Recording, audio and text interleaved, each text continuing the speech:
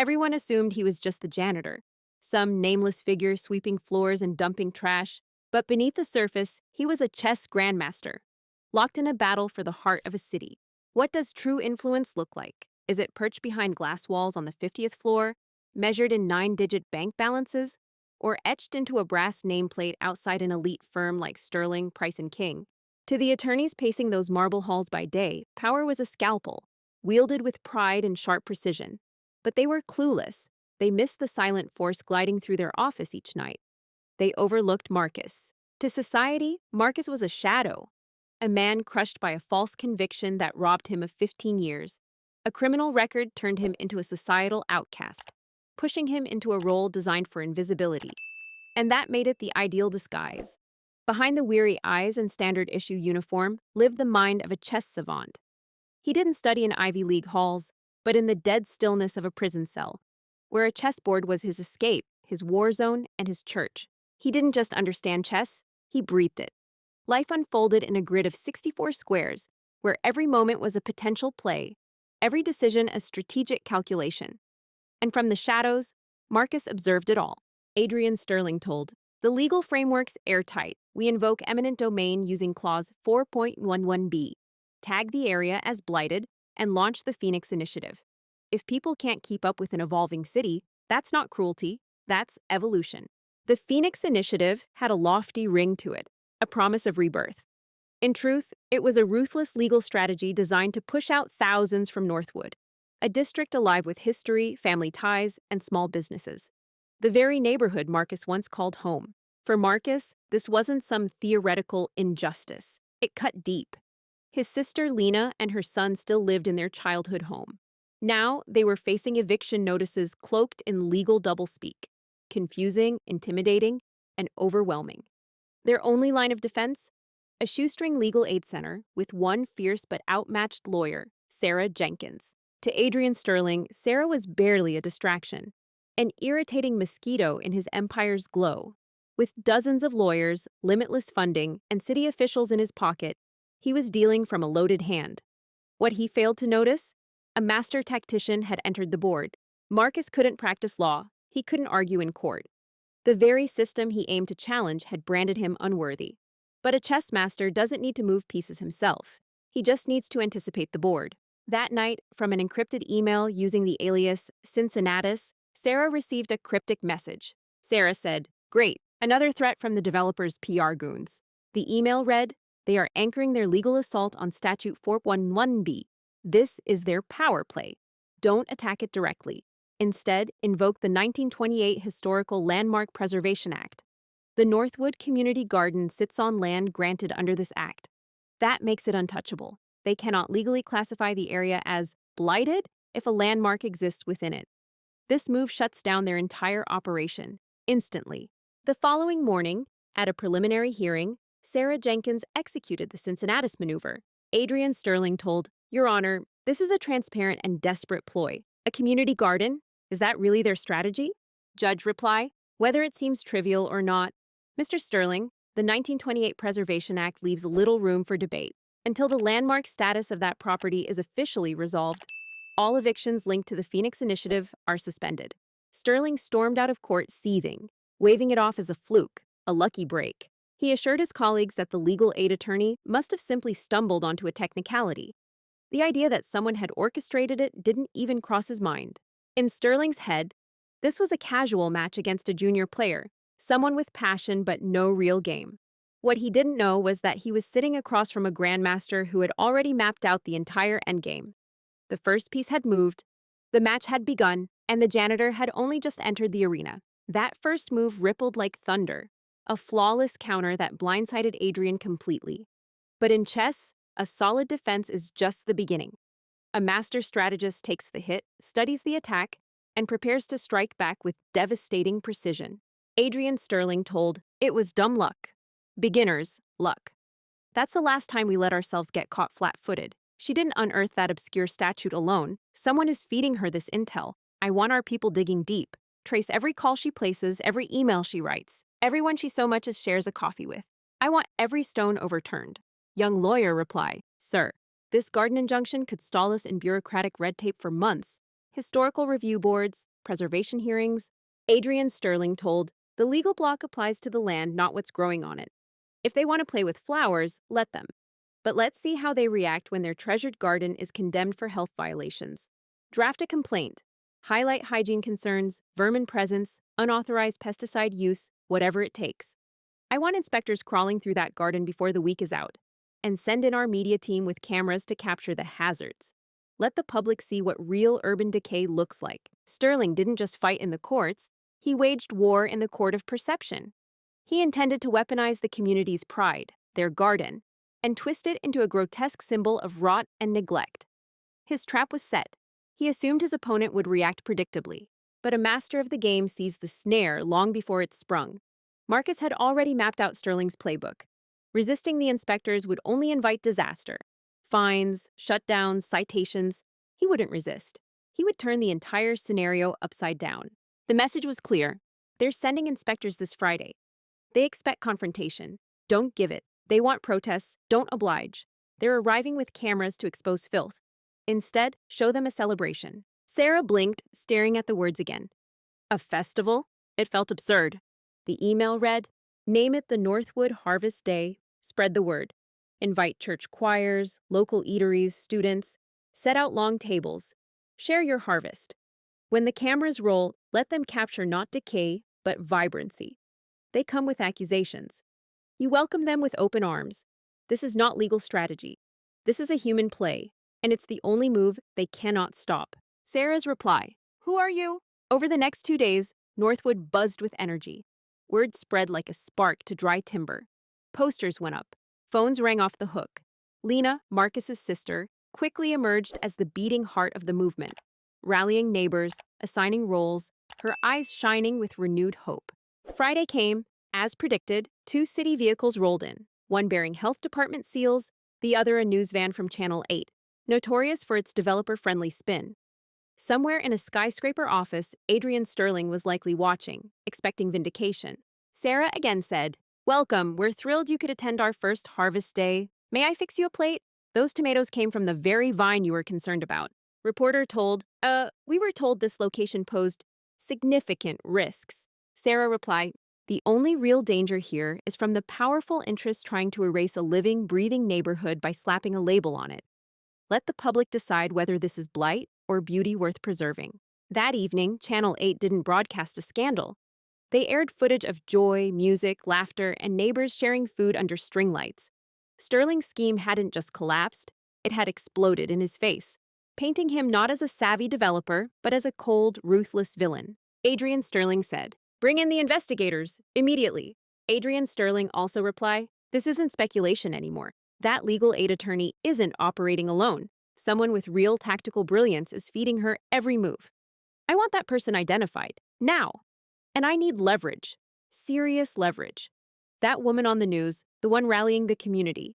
PI told, Lena Daniels, single mother, administrative assistant at a dental clinic downtown. Her brother, Marcus Blake, convicted of armed robbery, 15 years inside. Case was overturned. Now he works nights as a janitor. Adrian Sterling said, the sister. She's the heart of their resistance. We squeeze her. Does her employer enjoy audits? How about her kid's school, comfortable with its zoning status? Find a soft spot and press until it fractures. And hit her with a slap suit, strategic lawsuit against public participation. Hit her with claims of defamation, obstruction, interference with operations, whatever fits. Overwhelm her, drown her. Sterling had just shifted the battle to a different arena, away from law books and legislation, into a shadow war of intimidation and sabotage. But he didn't realize he had just opened fire on the Grandmaster's queen. Lena replied, they called my boss, Mark, said the clinic could be sued just for keeping me on staff. And they hinted I could lose Leo if I don't back off. What do I do? Adrian Sterling had crossed a line he could never uncross. By targeting Marcus's sister, he didn't just make things personal, he signed his own defeat. The careful strategy of the custodian's gambit was about to become a devastating checkmate. Chess isn't emotional, but this wasn't just chess anymore. By threatening Lena, Sterling had turned the board into a battlefield. He mistook the queen for a pawn. And now, the Grandmaster was preparing his final assault. Sterling, Price and King projected power like a fortress.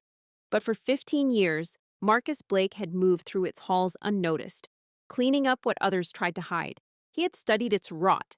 He understood that the partners didn't trust each other. They only clung together out of shared secrets and mutual blackmail.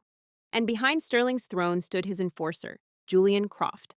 Croft was the hatchet man, Sterling's fixer, the one who got his hands dirty with a grin. But Marcus knew great players don't always go straight for the king. First, you take the queen, or the rook, or the knight. You weaken the position until the king has no cover left. Inside a place like this, the trash told stories. It wasn't garbage, it was gold. What others shredded and discarded, Marcus pieced together. And slowly, a pattern surfaced. A fake company, Apex Strategic Solutions. On paper, they handled document management and field investigations. In practice, they were being paid tens of thousands to target Northwood. Every invoice bore the same signature, Julian Croft. It was classic grift, inflate fake service costs, funnel money into a shell company, and quietly siphon cash out of the firm's own accounts. Croft wasn't just Sterling's knife. He was embezzling right under his nose. Marcus had the evidence, but he couldn't take it to the police. They'd be blocked by Sterling's lawyers. And this wasn't ammunition for Sarah Jenkins in court. This wasn't law. This was chess. It needed to be played inside the firm. Elias King, the last founding partner still standing, revered in the legal world. Half retired, half legend, King didn't deal in the firm's current tactics, but his name was still etched on the glass. His legacy lived in every letterhead. Marcus knew one truth. Elias King would cut out any rot to keep his legacy untarnished. The strategist, still cloaked under the alias Cincinnatus, made his next move. This time, the message wasn't for the courtroom warrior. It was sent directly to the king.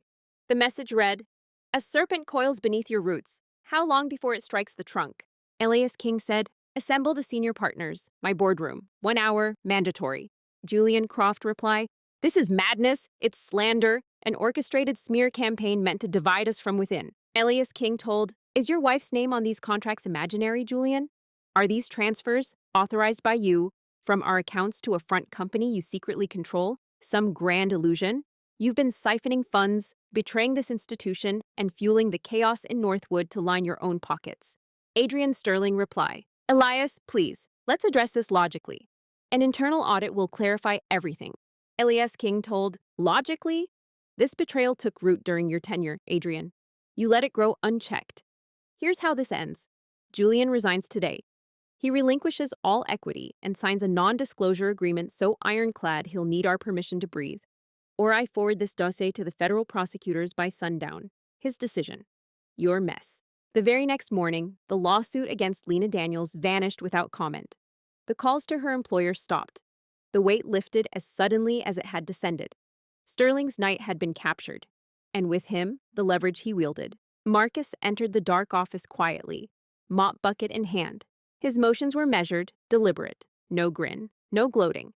Just the steely resolve of a tactician preparing the board for the final confrontation. Sterling had been exposed, isolated, bleeding credibility. He still had no clue who or what Cincinnatus was, but he understood now. This wasn't a mere leak. He was under siege. The board had been stripped bare, his strongest ally eliminated. Only the king remained, and a cornered king will always lash out. But what he didn't know was that this last, desperate move had already been predicted. And it was leading him straight into a trap of his own making. A ruler trapped, a citadel breached. Adrian Sterling no longer held dominion over the game. He was reacting to it. The faceless adversary haunting his steps wasn't just clever.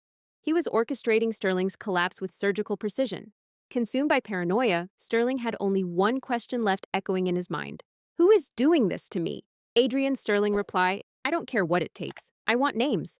Someone is feeding Elias. Someone is scripting that lawyer's every move. Check the partners, scrub the associates, track every intern and receptionist if you must. Run financials, digital trails, anything. There's a mole, and I want their head." Sterling launched a full-blown manhunt within his own firm, never thinking to suspect the man pushing a mop past his glass-walled office every evening. In his panic, he missed the most obvious detail. The ghost was already inside the walls. And so, blinded by desperation, Sterling made his final gamble.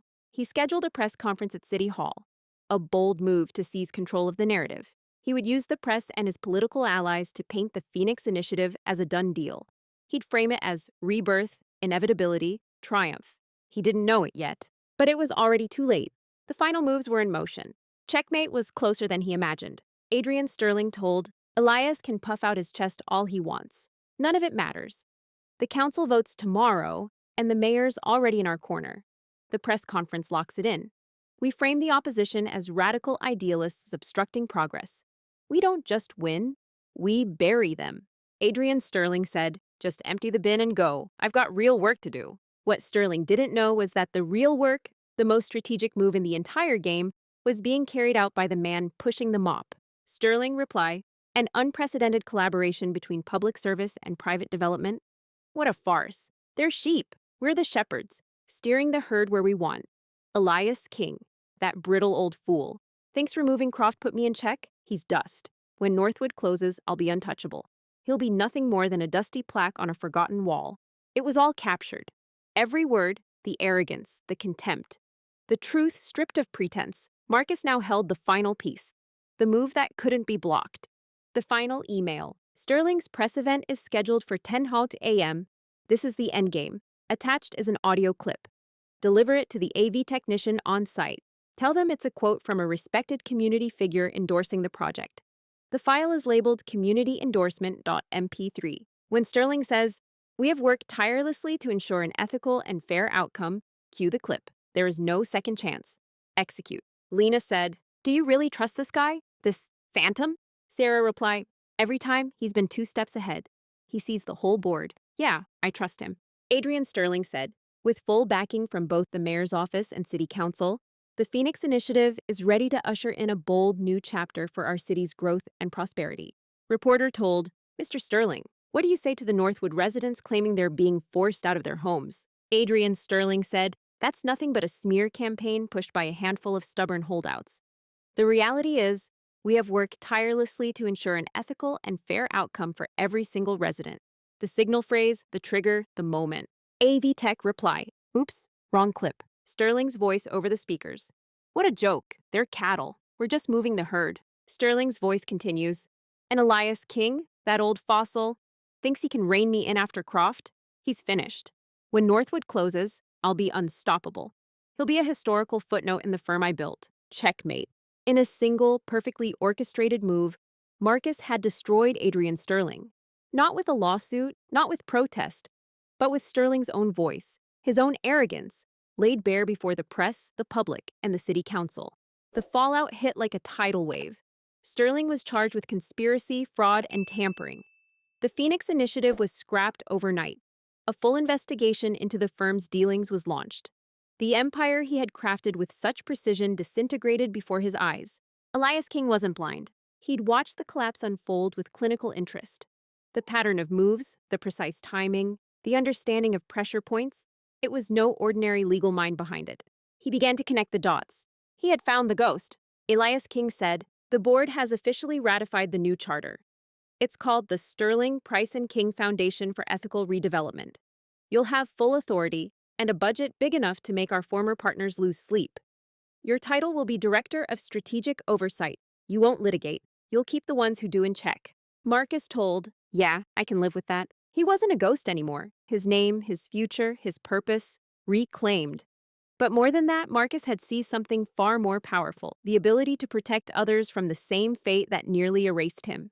He'd shown that society's labels mean nothing compared to clarity of vision, nerve, and a mind sharp enough to see the whole board.